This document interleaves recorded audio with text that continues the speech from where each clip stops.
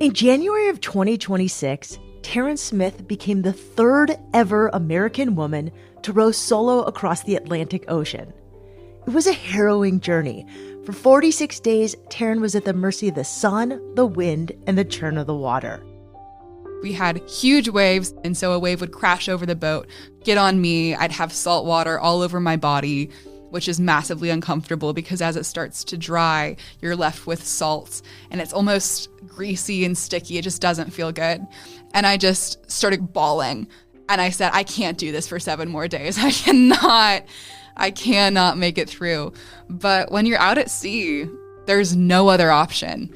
And so in some ways, I think it's easier to be resilient in that setting because you just have to keep going.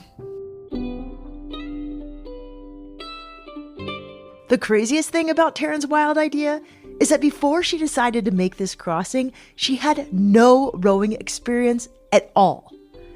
But Taryn was no stranger to adventure. She'd traveled all over the world, run the New York City Marathon, and spent many summers exploring Idaho's Sawtooth Mountains. Taryn was drawn to this row because it was unfamiliar and scary. She wanted to look that fear straight in the eye. I'm Shelby Stanger, and this is Wild Ideas Worth Living, an REI Co-op Studios production presented by Capital One and the REI Co-op MasterCard.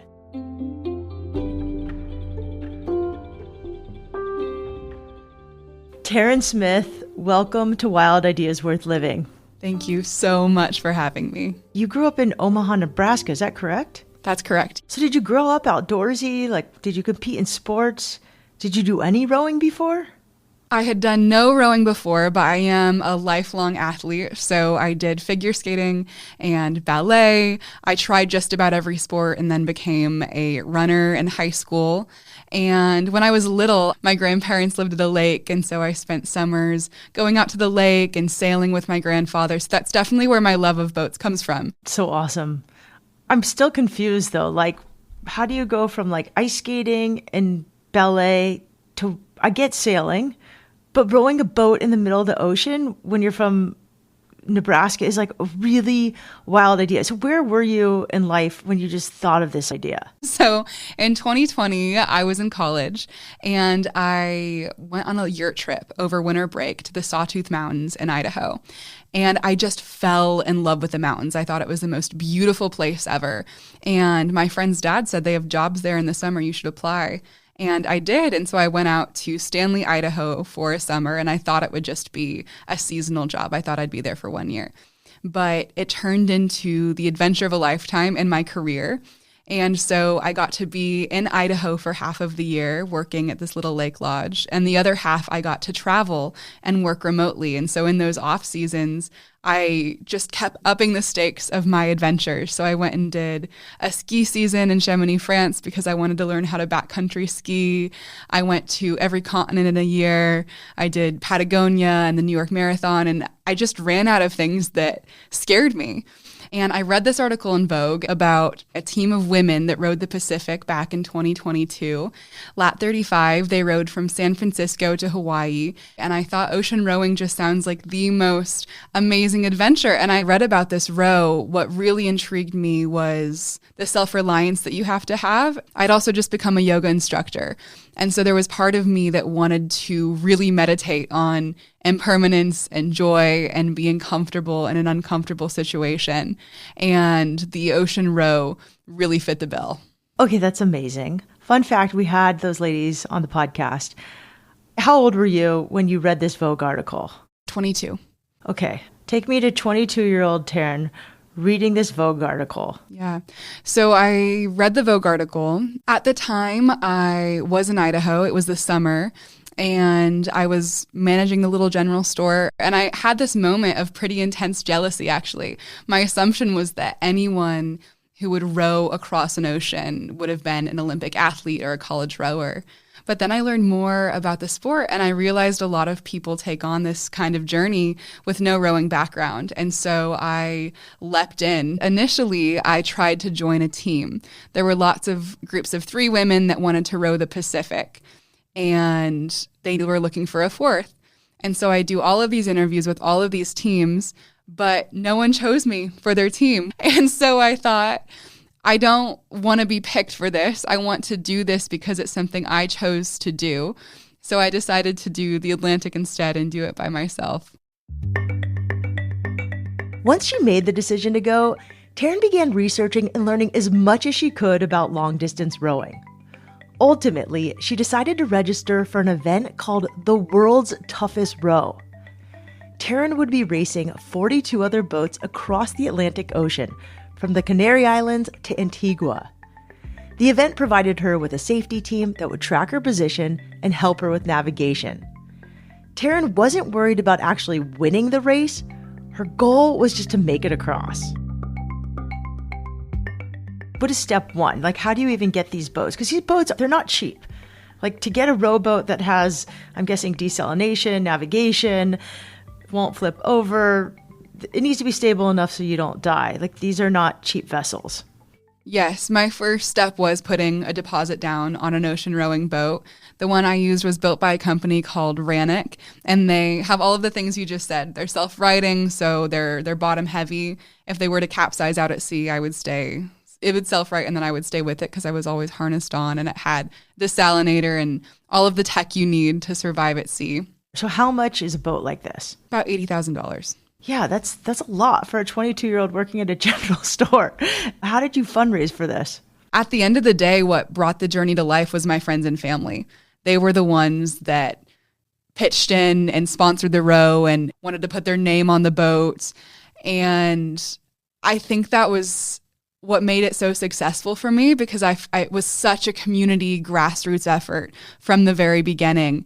And my boat, it was literally wrapped in the names of all of the friends and family that helped make it happen. And so when I was out there, I felt like I was just in this cocoon of love and support from the people who believed in me from day one. And so I put that deposit down, and then I started training with a coach. I lifted twice a week, rode on an erg 3 times a week, and then cross-trained once a week.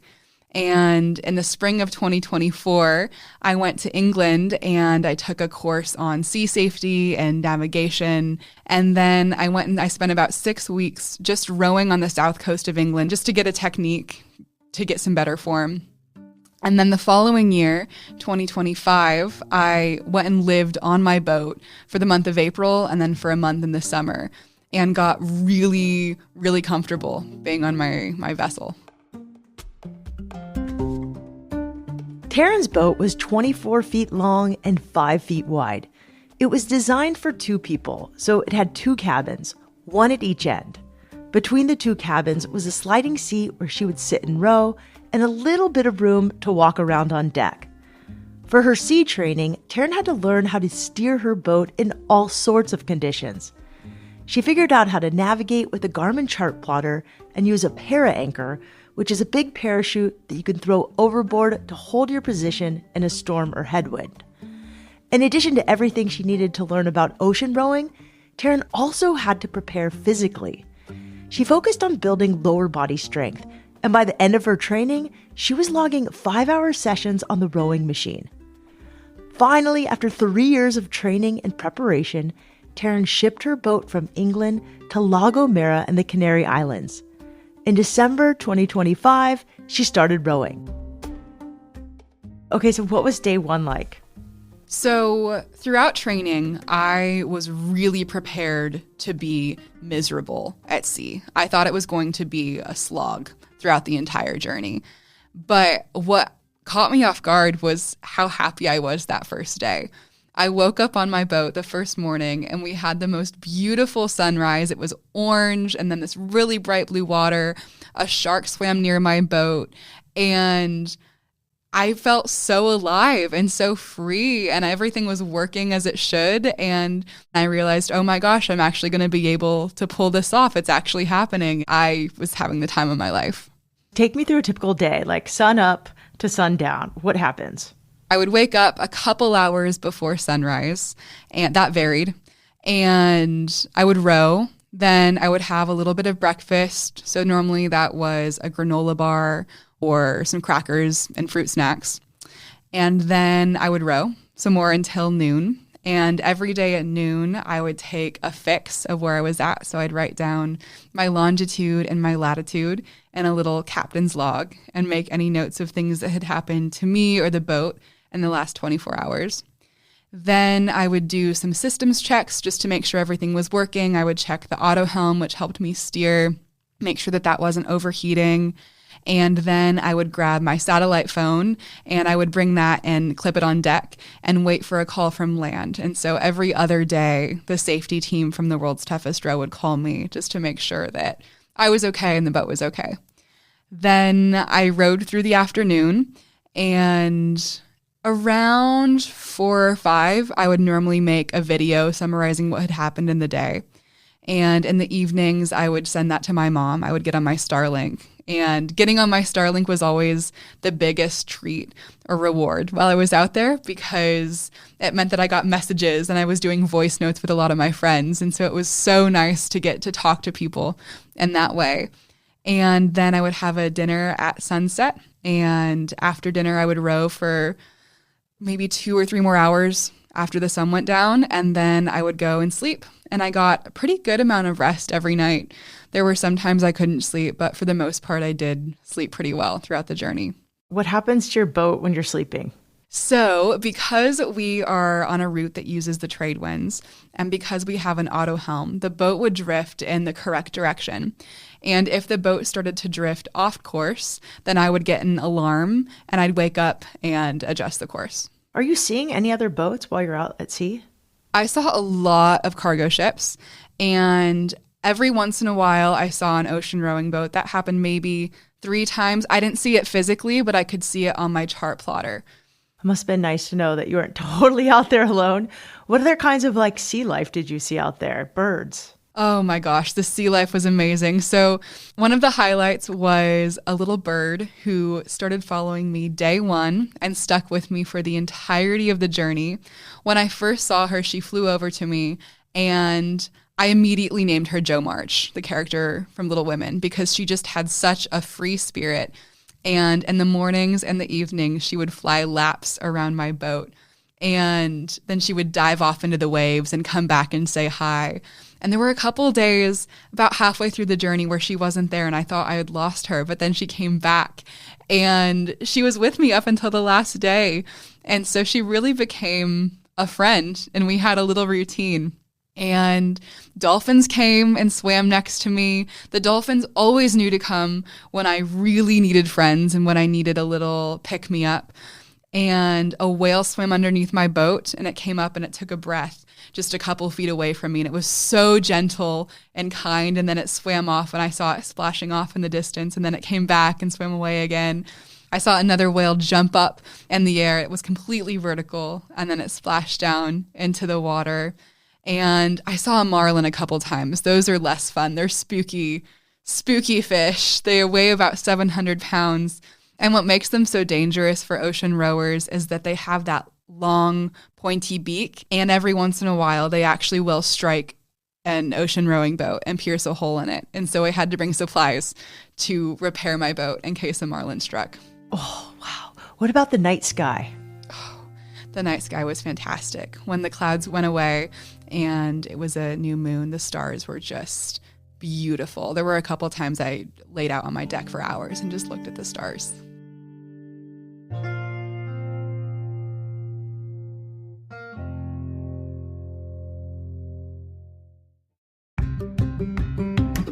If summer adventures are calling your name, now is a great time to visit REI. The REI Anniversary Sale runs May 15th through May 25th, with members saving on gear across the store. But it gets even better for members with the REI Co-op MasterCard, since they can earn card rewards on everything marked down during the sale. Whether it's that new tent, backpack, or bike you've been eyeing, every purchase using your REI Co-op MasterCard adds to your rewards and helps you fuel whatever adventure comes next. You can see if you're pre-approved for the REI Co-op MasterCard with no impact to your credit score. To learn more about the REI Co-op MasterCard, head to rei.com/MasterCard-podcast. That's rei.com/MasterCard-podcast. Terms apply.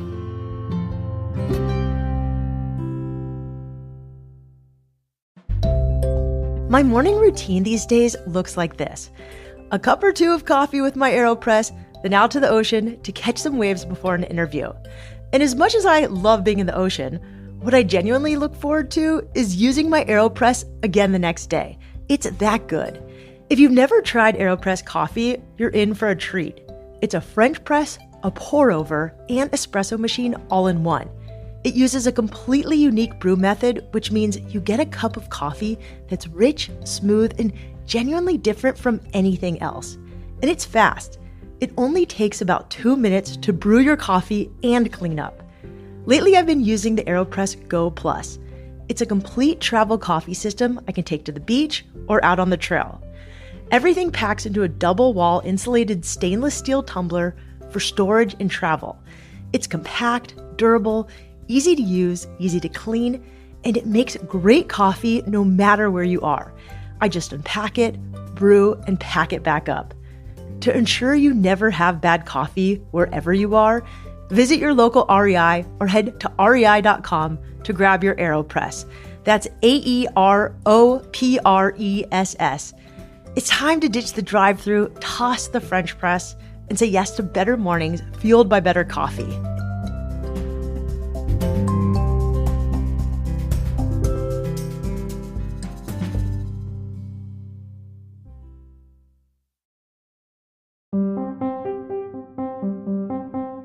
Taryn Smith is a yoga instructor and adventurer who recently rode solo across the Atlantic Ocean. The first month of the row had plenty of challenging moments, but Taryn generally felt joyful and free on the open water. Every day, she made Instagram videos for her friends and family. It is day 11 of my row across the Atlantic Ocean, and today we have the most beautiful rainbow ever. It's raining right now, but it's also sunny, so we've been gifted this absolutely stunning, picture-perfect rainbow. I need to start rowing again, but I just can't stop looking at the rainbow. Then, about halfway through the trip, things changed. Day 27 was when things really picked up. And so that day in particular was very tough for me. I hadn't slept in about 2 days because I had hives all over my body from sun exposure. And they were so unbearably itchy at night that I just could not fall asleep. So I hadn't slept.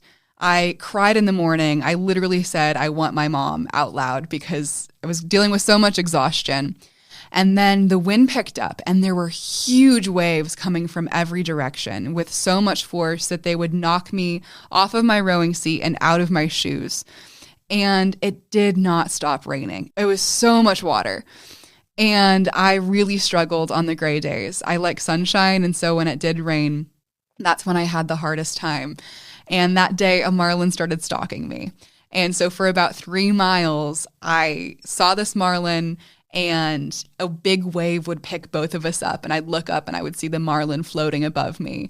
And that was equally terrifying. But it's interesting because it was also one of my fastest days out sea. So it felt really scary, but I was really successful that day. And that's kind of the pattern we fell into for the remainder of the trip. There was really big weather, really big wind, big waves, but it was all pushing me in the right direction. So I had to remind myself that while it was scary and really uncomfortable, I wasn't unsafe and I actually was achieving my goal. What was the most challenging day? It sounds like the day the marlin stalked you was the most challenging day. That one was really tough. The second, maybe first most challenging, was a similar day weather-wise. We had huge waves, huge wind coming from every direction. And so a wave would crash over the boat, get on me. I'd have salt water all over my body, which is massively uncomfortable. And a wave knocked my boat, so it was actually pointing due south instead of due west. And that's a really dangerous position to be in because then the waves could crash over my boat and capsize me. So I had to work really hard to unpin my boat and get it pointing in the right direction again. And the rest of the day was a similar experience. It was brutal. There were waves from every direction. I felt like my boat was going to capsize. And I called my dad at the end of the day, and he was helping me with weather routing. And I called and asked, hey, Dad, what's the weather looking like for the rest of the week? And normally how it worked is there'd be a really bad day. There'd be crazy weather, and then it would kind of calm down the next day. So that's what I was expecting him to say. And he, having no context for the day that I just had, said, oh, yeah, whatever you have, that's going to continue for the next 7 days. And I just started bawling. And I said, I can't do this for 7 more days. I cannot make it through. But when you're out at sea, there's no other option. And so in some ways, I think it's easier to be resilient in that setting because you just have to keep going. Yeah, how did you get through those days? That sounds awful. I really relied on my parents those days. I called them quite a bit, and just hearing their words of encouragement meant a lot. And I tried to find joy wherever I could. I tried to remember that this is going to pass, that all weathers pass, all storms pass. And there were moments when it did get easier, where we had a nicer sea state instead of having waves coming from every direction. So there were moments of reprieve, and those let me catch my breath a little bit. Right around the time of this arduous stretch, Taryn's journey went viral online. She had posted a video about getting sun hives, and it got a lot of views. From there, hundreds of thousands of people began watching the videos of her journey and cheering her on from land.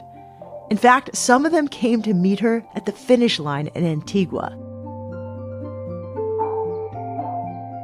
So when you're on your last day, or maybe second to last day, the last night, like, what did it feel like knowing you were going to finish? Like, you only had a few miles to go. My last night out at sea, I was hit with this huge wave of nostalgia for the experience. I realized that it was coming to an end, and the last 3 weeks had been really painful and difficult and scary. But in that moment, I thought, oh my gosh, it's over. This is really sad. I've also had a lot of fun out here, and I'm not ready to be done. And I thought about everything that I had put into the row, the blood, the sweat, the tears that had gone into making this happen. And I thought about how happy I was to see my family when I finally got to Antigua. And I went to bed. I got a couple of hours of sleep, and then I woke up in the morning and I could see land. I was about 15 miles out. I could see Antigua, and my face hurt from smiling. I was so happy to be there and to have made it. And so that morning, I had the best time, and I started seeing lots of sailboats around, and I could start seeing details of the land, and everything was great until the last mile. So I'm rowing in, I'm coming into the south coast of Antigua, but there was also a breeze coming in from the south that day, which was pushing me towards land. I hadn't seen land in 46 days, though, so my depth perception was completely off. And I thought, as I rode in and got closer and closer to land, that I was about to be pushed into the cliffs. I could see water splashing up on the cliffs, and I thought I was seconds away from crashing my boat in front of 500,000 people. And so instead of continuing to row west to get into harbor, I started rowing due south because I thought if I didn't, I was going to crash. And eventually I got a call from the safety team. I said, Taryn, where are you going? You need to keep rowing west. They were very kind about it. And so eventually I got turned around in the right direction and rode around into Nelson's Dockyard in Antigua, and everything was so green. I hadn't seen the color green in 2 months, so everything was really bright and almost neon in my eyes. And I heard lots of screaming, lots of cheering, lots of yelling, and then it all went quiet right as I was coming across the finish line, which were these 2 buoys. And then I made it across the finish line. All the super yachts honked their horns, people started cheering, there were flares, and I just crumpled into relief that I had made it safely and hadn't crashed my boat at the last minute. After 46 days at sea, Taryn arrived in Antigua on January 29th, 2026. Once she hit land, she celebrated with family and friends and ate some fresh fruit as soon as possible. Taryn also did some press interviews before heading home to Nebraska a few days later. But like many people who execute big, wild ideas, especially on their own, it's been challenging to adjust back to normal life.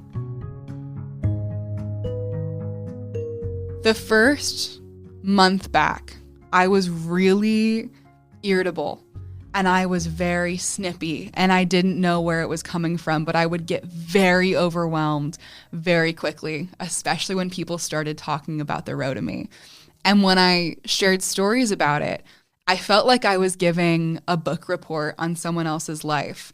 It was really hard for me to picture myself even being out on the boat. And I had pictures, of course, but I just couldn't remember it. And now that there's been some more time, I can picture myself very vividly sitting out on the ocean.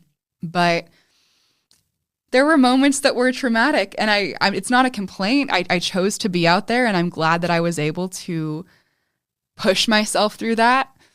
But being back home, yeah, like I would sit at a dinner table and someone would ask me a question about the row, and maybe it was my mom or my dad. And there were a couple times I just got up and left. I just couldn't talk anymore. In order to ease her transition back to life on land, Taryn has been focusing on her yoga practice. Even when she was on the boat with extremely limited space, yoga kept her mind and her body in balance. Were you able to do any yoga while you were on the boat? I did a little stretching every day. My yoga practice was different than it was on land, of course. And so I did some stretches to floss out the shoulders, keep my shoulders and my back open while I was out there, and a lot of twists because there was so much forward and back motion with rowing. And I think the act of rowing itself was a huge meditation for me. So it's almost like my life became yoga while I was out there. Can you tell me a little bit more about that? Yeah. We go to a yoga practice and you get on the mat and hold some poses. And some of those help you feel strong. Some of them help you feel flexible. But the word yoga means to yoke. It means to bring together, to unify. And while I was out there, I felt like a really unified version of myself. I felt like the most me that I've ever been. And it was such a liberating experience as well, because I was out at sea. I was by myself every day. I was doing this challenging thing. I was learning to be comfortable in an uncomfortable situation. I got to just be myself. That was such a gift.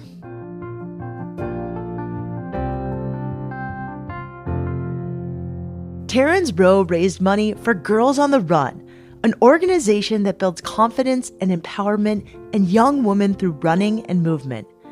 Check out their mission at girlsontherun.org. You can follow Taryn on Instagram at Taryn Smith Movement. That's TarynsmithMovement. Wild Ideas Worth Living is part of the REI Podcast Network. It's hosted by me, Shelby Stanger, produced by Annie Fassler, Sylvia Thomas, and Sam Piers-Nitzberg of Puddle Creative. Our senior producer is Jenny Barber. Our executive producers are Paolo Motola and Joe Crosby.